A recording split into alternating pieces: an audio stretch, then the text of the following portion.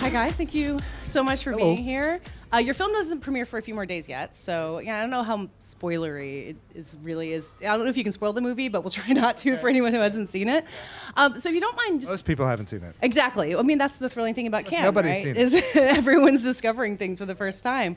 So if you don't mind me just rewinding a little bit, you've been collaborators for a really long time, and Ira, you always talk about your movies as always coming from this personal place, but then you're also bringing in a collaborator, so it's kind of in your head and then not. So in general, how does that work? At what point do you call up Mauricio and say, okay, here we go, this is the journey? Time. We've been doing it for 15 years. Yeah.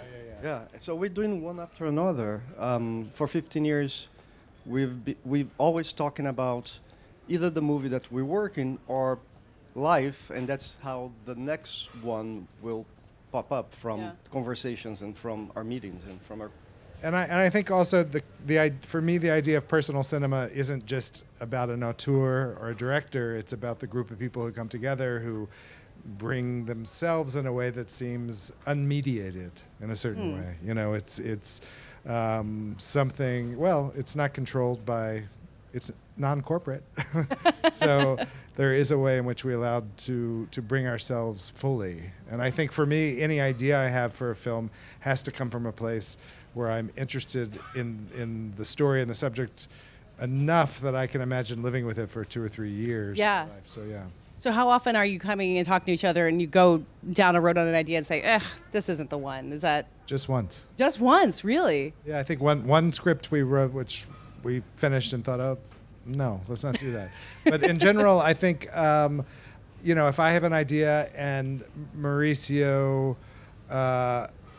also gets inspired, then I feel like we have plenty that can take us to make a movie, yeah. How do you feel like you know Mauricio, like when something has inspired you both enough? Is there a common feeling or topic that kind of enlivens you up? It's just a feeling. It's just you know that it's the right story to tell at that moment. I think that often Ira comes up with a subject or a character or a situation, and so in a way it grows together from conversations that we have. So it's rare that I would say, if the conversation doesn't develop, if it doesn't go forward, then it's because it's not supposed to be. Yeah. And Mauricio and I both, we're both gay men who lived me in New York, Mauricio in LA, and then New York during the 80s and the 90s. And so we've really kind of been thinking, I feel like I'm making a film that's in continuity to my life. It's not like a film about the past. It's actually just a story that in a way feels like it's still present in my life. Because of the memories of moving to New York, and particularly I started in '84 when I had my first job in the city, and so the film kind of comes straight from that experience. And I moved to LA in '89 to go to USC, and then I moved to New York in '94.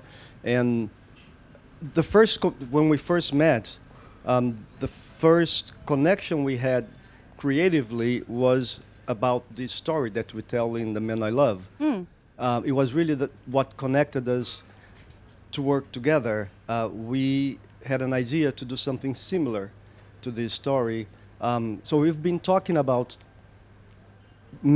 telling this story for 15 years, basically. I would say we came out of similar trauma, really. Yeah. Yeah. That's true. We survived. Yeah. And I think... And we knew we had to tell this story, So was the story, the idea to do something about a charismatic artist with AIDS, was that kind of the kernel of it that you started with and it's evolved since then? Or is it really just this exact story that's been there all along? No,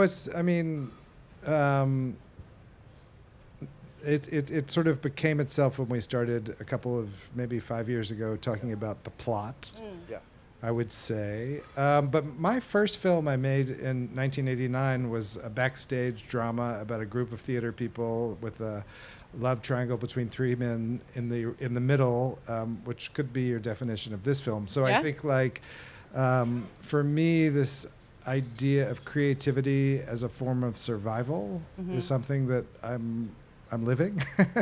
So I feel like the pandemic was particularly hard because I felt like maybe I wouldn't be allowed to be creative again as a filmmaker. Yeah. And I think the death that came with that feeling was Yeah. also part of this movie. And so it kind of like brought this idea you'd had for a long time kind of back up to the surface and felt Yeah, like. and actually we saw particularly a film by Maurice Pialat called Van Gogh. And Van Gogh is an extraordinary movie made about the last 4 months of Van Gogh's life. He's living in Arles. He is heading towards his mortal end, and yet the film is really filled with life and sex and desire and making artwork and music and fun and dancing. Yeah. And we thought, let's make that movie. Well, so Rami Malek stars in your film and as this character who everyone around him kind of cannot get out of his orbit. And you've had characters like that in your films before. I was thinking about Passages, but it's really hard to write that and say, like, this guy walks into a room and everyone can't take their eyes off of him. You have to have an actor who can do that, and you have to have the script to support that. So how do you kind of take the risk of building that character and saying that, understanding that the audience will understand the hold that he has over everyone around him, and then bringing Rami in to create that character? Yeah, it's funny. I never think of it that way. So, like I don't think of it as like, is this going to work? Can you find the right person? Because the story is sort of it sort of centers and it circles around something that seems dramatic, which is both the personality but also like the actions. Like to me, I try, and I think Mauricio would agree, we try to make action films.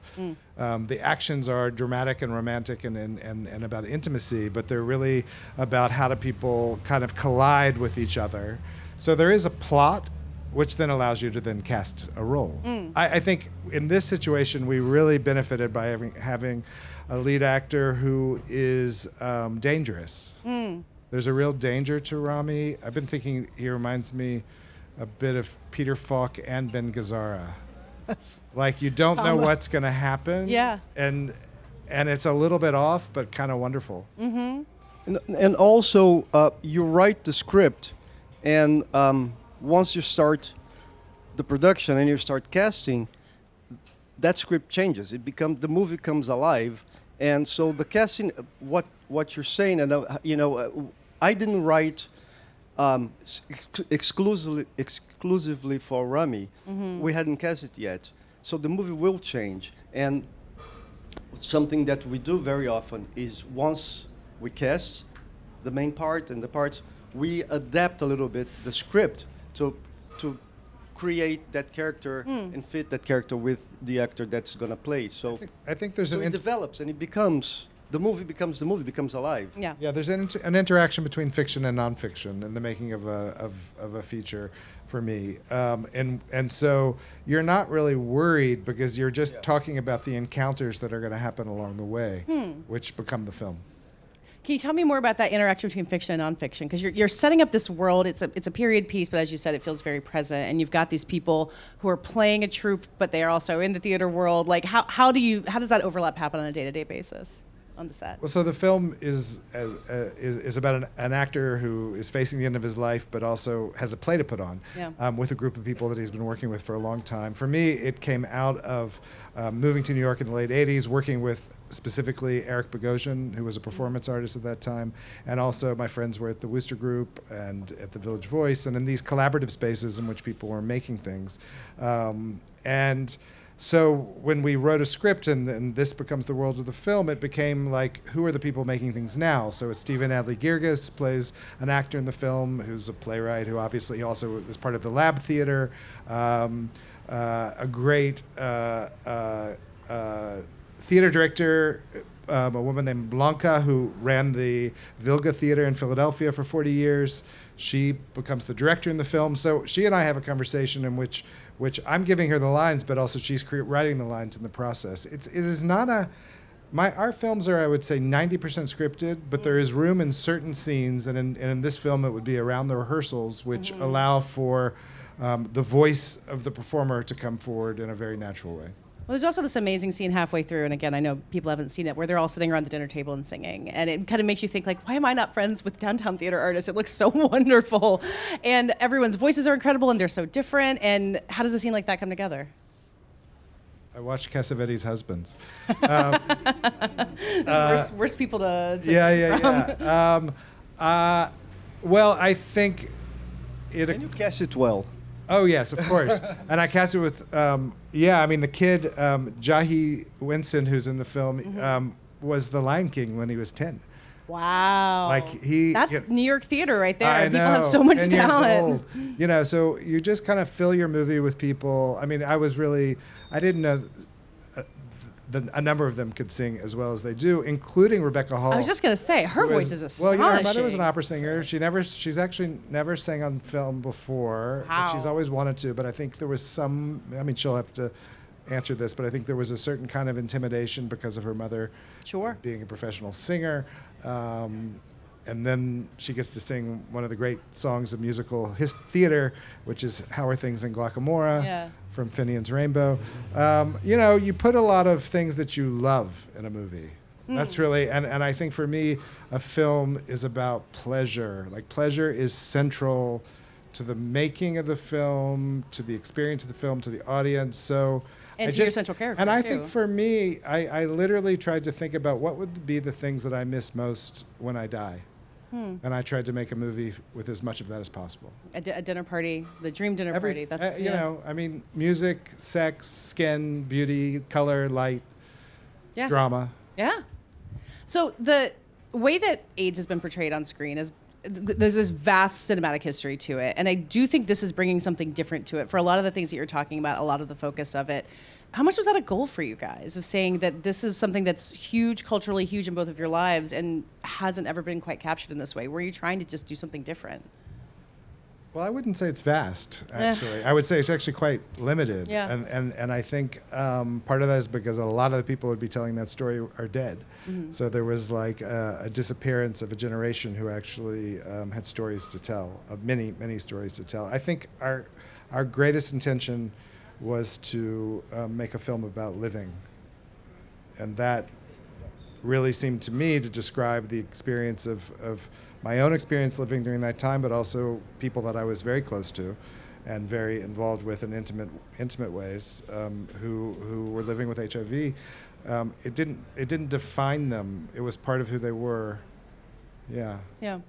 Yeah. No, it was really the desire to tell these stories to show and to tell people what we saw at the time. And it was really full of life. New York and LA, and people were dying, but they were primarily living. Mm-hmm. They were living their lives. They were doing what they had to do. They were waking up, and they weren't thinking about death.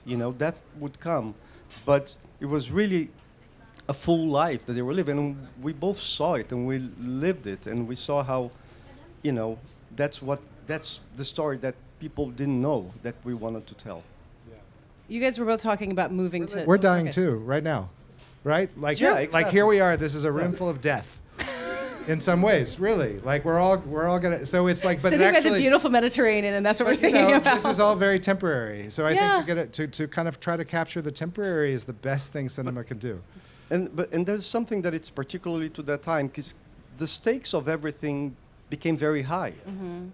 And of romance, of work, all of that. And that's what I think we put in the movie, I would hope, is that you feel that the stakes are high because death is near. It's not a goal, and it's not the only thing that they have to deal with. Before they die, they have to work, and they have to love, and they have to have sex. But every experience is heightened in a way. And in the movie, there's a central love affair, mm-hmm. and it is very heightened because of what's happening at the time in that world. It's also dramatically. I remember when we started working on the film, I saw a production of Ibsen's Ghost. Ghosts, and it's a great play. It was at Lincoln Center, and someone said to me about Ibsen specifically that he always began his plays close to the end. And so you begin at a point in which the drama, and I think Douglas Sirk is someone who, right, like someone I was very happy with this, described the film as kind of Sirk in realism. Yeah. Right? And I think for me, trying to figure out what makes a film driven by an energy which you're in tension with, because also I don't mind things taking time. So but always you feel like something is at stake in every scene. I love the idea of like someone being beautiful but also dying is classic Douglas Sirk, and also what this movie is, even though this doesn't really look anything like a Douglas Sirk movie in style. It sort of does. Yeah, it sort of does, and didn't think of it that way. You were kind of joking earlier about the way you work, definitely not being corporate and making. I wasn't joking. No, and I know, and I think like making American independent film is never been easy, but doesn't feel like it gets any easier. Yeah. Just like, what's the process like for you guys of getting these movies to exist? You're not working on a huge scale, but even that can be hard. Well, we're really more than lucky that we found David Siegel, Scott McGeehee, and Mike Spritter, who run a company called Big Creek. David and Scott are wonderful filmmakers that I've known for 25 years, and they really are motivated to make films that are very personal, director-driven films, also New York films. And without them, we wouldn't be here. I mean, Yeah. without a fact, you know. Yeah. I mean, in fact, like we literally wouldn't be here. So yeah. In the period where, so now there's Paper Tiger in competition here, but for a while it was really just you guys representing all of America, and people kind of freaked out.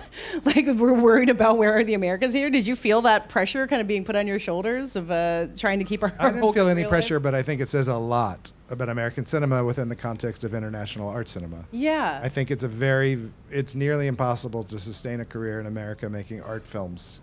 If art films mean personal films and films not driven by genre, or just dramatic films. So Yeah. I think it says something about a fallow industry that we're living through. Yeah. Yeah. Do you come here and say, oh, wow, we could just, work out of Belgium or France, so it could be a totally different, I mean, because the range of films that you get here made in all these different circumstances. Well, it's we made a inspiring film, in some ways. we wrote a film That's that was true. made in Portugal, and we made a film that was shot in Paris. We had those stories to tell. Like, Yeah. I couldn't plot that I'll make a film in Europe because there were certain, there's not many places I could make a film besides New York, Memphis, and actually Paris felt very comfortable to me. So, Yeah. But you're sticking with New York if you can. We're working on a new film based on a book called In Tongues by Thomas Grattan, a novel set in around 2000, 2001, kind of like a Tom Jones of our time. Okay. It's a New York movie? New York, yeah. A Very New York. Very New York movie. Okay. Well, you have this has been going kind of in your heads for, I think you said, the whole 15 years. Like when you close a chapter on something like this and you tell that story, what is it like to turn the page and then start something new? Does it feel like everything else, or is there kind of a closure to this? There's no closure. Yeah, there's no point. There's more stories to tell. Yeah, I mean, I think what I benefit from is to have a collaborator who I trust and who is also really good, so that we can work in this kind of tag team way where we've started working on the In Tongues scripts a year ago for a couple of months, and then I go off and got to shoot this film and edit this film and make this film, and he stayed, and he's got a draft that was due last week. Where is it? Look, he blushed.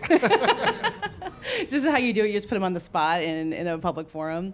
And so your last film, Peter Hujar's Day, was really different from this in a lot of different ways. But it kind of felt, in some ways, this is like if you went outside. Like it was like the world that was outside of that. I wonder, because you said everything you feel like is a conversation. But actually, The Man I Love is pretty inside. Also. It is too. But it's like this is the show that they would have been going to if they, gotten out. But I wonder if they felt like they led into each other, or if all your films just do that. I would say there was a really particular line from Passages to Peter Hujar to this film. Actually, but I would say, as I said, my first film, I made a short film called Last Address about it's an 8-minute film that's kind of an elegy to a generation of New York artists who died of AIDS, and it's a film in which I shot the last address where they lived. So we're outside these houses in the city of New York. So there is this absence and presence. And I would say this film is also in direct conversation. It's like what went on inside. Yeah. And but I think Hujar, each of these last 3 films are also, they have a lot in common. They have a lot that's in conversation. Partially, it's the kind of cinema that I'm really hoping to make now, which again is focused on story, but also on joy. Mm-hmm. And joy can literally be a fabric, or light on a face. Like joy can come from very simple things, but also this idea of what it is to make things and how central for me that is in breathing, living. Yeah. Is that the post-COVID thing that you were describing? Like you get out of the pandemic and say like make things about joy because you feel the pressure of it. I wouldn't say I'd make things about joy. I would say make things that have joy. Include it. That include joy. Yeah. Yeah, I don't know. You kind of, as I'm 60, so I think there's a certain thing where you do feel like a little bit of freedom to just to kind of try to make things that are as much of your feeling as you can put into them. So how are you guys feeling about the Cannes premiere? Do you feel ready? What's the anxiety level before something like this? You know, we've Different. I mean, I haven't really properly seen the film, so I'm just very excited because I'm basically seeing the film for the first Is that time. deliberately that you wanted to see it for the first time? No, it's the here? first time that I do that because I'm from Brazil and I was in Rio when he was having screening, like small screenings, showing the first cuts to friends and to collaborators. No, I saw that first cut, the very first cut you sent me in Rio, and I was sleepy and it was 2 a.m. I saw it on my computer. I didn't really, and I'm like, I'm gonna see this properly, and I waited to see it here. so I think Not here. I didn't know where it was going to premiere. at the time. Wherever it but, was. but I was just going to see it was just a choice that I made, and I was just keeping the feeling, the excitement for the premiere. So I'm just very excited. But I think that's You've because seen you it. trust. Yeah. You Of course. You trusted me. Yeah. That's really interesting And- because it wasn't a very good first. I mean, it was a pretty good first. Exactly. But it was not like it wasn't the movie we ended up and making. Fonzie. It was okay. And Fonzie. And Yeah, Fonzie, the editor that we work with. I've worked with an editor, Afonso Gonçalves, fondly known as Fonzie, for 30 years, and he's also Brazilian. And He's also Brazilian, and he he does great the best. work. But the movie turned out well, so I'm not that nervous. Is your first cut like twice as long? Like what's the? No. No, the first cut was. But the sound, the sound is not right, Sure. and the music is not right, and there's like. He doesn't know anything about editing. Actually, he doesn't even like the answers he's giving you don't have anything to do with what actually changed. I just want to say. And I'm always, my first impression, I'm always like, oh, that scene that I love, that I write, didn't make it. I wanted that scene there, and it's not there. So I have all these feelings, these mixed feelings about always. So it's a very short conversation that we have. Because I can just feel he's actually mourning the things that I'm really happy aren't there. I live You don't mourn the things that you have to get rid of? No, not less because I live with the page for like a year, and I'm Sure. inside that. And actually, when we start shooting, I'm not a sad person at all. I try to stay away. I really want to think about the next one. For me, the job is done. Yeah. And I know, I mean, that there's a lot of work to be done, and the film will become the film that it will have to be, but not, I'm still back in that script. Yeah. So there's always that moment when I'm like, oh, that scene didn't make it, and that one didn't make it. And I'm not in the script at all, really. I mean, truthfully, there is obviously the script is what guides every single day, and the language is there. But my job is to be in the present, to Sure. be in like what we're doing, what we're making, and so and I think that's why we actually collaborate really well because there's never a tension that the movie I'm making is going to be different, but that's actually like part of what makes it potentially something meaningful. Yeah. Yeah. No, the movie is what the movie has to be. The movie becomes, I teach at NYU, and when I went to USC, the first thing they told me was don't get attached to your writing, because a movie, a screenplay is a screenplay, and then it becomes the movie that it has to be. And I tell my students that in first class, but I still haven't learned it myself. So it's a difficult thing. Even you make Not get attached. You make Also- these independent films and you still have to kill your darlings. Sorry, I cut you off. I don't know if I have to kill them. They're definitely not my darlings. Really, like it Yeah. means that something didn't. There's a reason they're not there. There is a reason. There's no. I never feel that at all. I will say that the script, like the film doesn't exist without that. Without the script, the thing is the script has to disappear. That's what has to happen because you have to actually watch a film and think that it's the characters. Yeah. I mean, and that happens in editing, and it's I was very conscious of it in this film where suddenly I'm watching and two actors are doing something, and I have forgotten that we made that happen. And I forgot, and they seem to actually be coming from somewhere and going somewhere else. And you're like, how is that possible? Because they weren't. We were on a set. There was a crew. They walked in and out, and then they were like getting, going to craft services, whatever. But the fact that the movie then becomes as if it has a life from interior is really like what editing is about. Well, knowing how moving the film gets toward the end, I feel like you guys are really in for an interesting time with the audience in a couple days. So enjoy it. Thank you so much for coming here to talk about it. Thank you, everybody, for joining us here. Thank you. Thanks, guys. Thank you very much, Ben.